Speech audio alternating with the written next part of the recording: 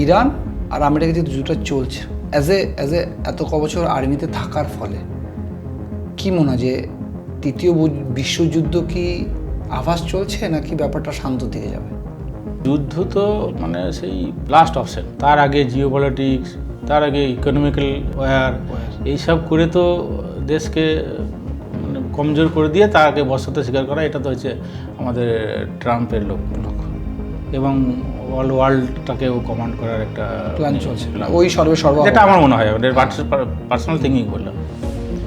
ইরানের সাথে যেটা চলছে, ইরানকেও মোটামুটি তো এবার ওইসব কান্ট্রিগুলো কি সহজে বর্ষতে স্বীকার তো করেন না, সেই জন্য এখন লড়ছে।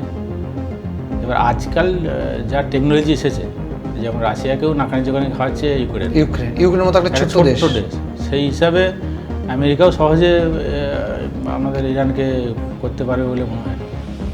সেই হিসাবে ওরা লড়াই লড়ছে। আর ইরানেরও এখন যা টেকনোলজি ওরা দেখাচ্ছে ধীরে ধীরে, ড্রোন ফোন যা নতুন নতুন বের করছে, তাতে আমেরিকাও নাকানি চোখানি খাচ্ছে। এখন এই যুদ্ধ ওইভাবেই চলবে। এবার যদি অন্য কোনো কান্ট্রি ওদের সঙ্গে অ্যাড হয়ে যায়, তখন সেটা কিন্তু বড় আকার ধারণ করবে, ওয়ার্ল্ডের দিকেই যাবে।